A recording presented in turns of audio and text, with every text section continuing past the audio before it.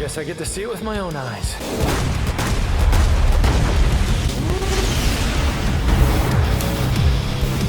Jackpot. Devil May Cry.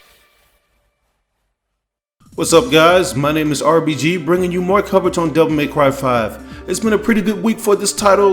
We've been getting a slew of coverage from personal hands-on experiences with the demo that's now available on the PlayStation 4, and exclusive coverage from more reputable outlets like IGN and Maximilian Dood. So the hype continues to build as we draw closer to DMC5's release. Today I wanted to give you a discussion / theory on V and what his intentions are, because there seems to be some footage floating around YouTube showing him have a very mired personality. But before we get into that, I want to remind you that this video is sponsored by Kooky Gamer. Since you guys have supported this channel, I've linked up at Kooky Gamer to give you their brand new gaming mouse. It features a high FPS rate, 7 different switches such as the back and forward buttons, an adjustable DPI, micro switches back with LED lights, and much more. To top things off, we're also throwing in brand new super bass earbuds, which you can order in either black or white.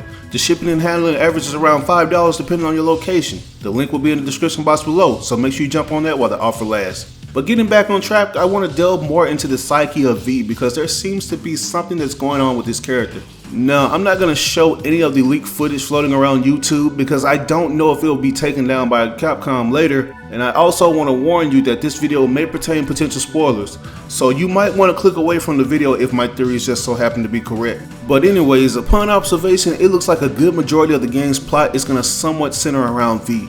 If you remember in the Dante gameplay trailer, Morrison introduces him as the new client.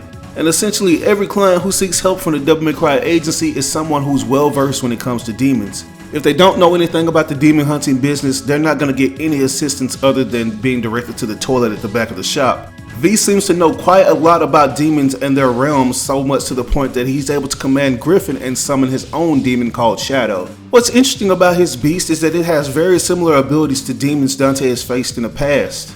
I don't know if it's just me, but the Shadow Demon has a similar moveset to the Lion Gatekeeper from DMC1, who also goes by the alias Shadow. It can do everything the original Shadow can do, like shapeshift and morph into spikes, blades, and make these extended quills come out of its back. And based on the footage, it looks like it's going to be even more powerful than the original once players level him up as the game progresses. It seems like if V were on the opposite team, he'd be a thorn in Dante's side, and that's what I'm getting at. I don't think V's the good guy he's making himself out to be. He could potentially be the final boss or one of the bosses Dante and Nero have to face at the end of the game, which would be cool because you're playing out a story with a character who you're leveling up to be your ultimate demise later on. There have been a few instances where someone, whether it be Dante or Virgil, was getting used for a grander scheme. Characters like Arkham have become one of the best villains in DMC history because of how mysterious he was and how he was able to play all three of the main characters. And when you see V reading his mysterious book of poems and possible sorcery, he instantly makes you hark back to Arkham. A mysterious character that can play multiple roles and is out for his own personal gain. If you notice V's playstyle, you'll see that even though his demon companions deal out a great amount of damage to enemies, they can't kill any of them. Only V himself can put his enemies to rest using his walking cane. And this is a pretty interesting concept to his gameplay, because not only does it make him unique in the way he plays, it always raises questions to why he has to be the one to kill each enemy. Is it because Shadow and Griffin simply lack the ability to kill enemy demons, or does V have to do it for his own personal gain? This seems to be a reoccurring factor with this character because he looks like he has his own plans. From some of the footage we've seen, we know that there's a massive tug of war for this mysterious MacGuffin that's been speculated to be a fruit. This supposed fruit can empower any demon to rule the demon realm and the earth realm simultaneously. Sounds like the ultimate war for any top tier demon or potential mole like V. Another thing that I find kind of crazy is how V will mysteriously vanish and he'll pop up and he'll try to convince Nero into fighting someone like Urizen. If you remember in one of the leaked cutscenes, he tells Nero that Urizen was the one responsible for taking his arm. And this has to be one of the biggest debates in the DMC community on if Urizen and Virgil are one and the same.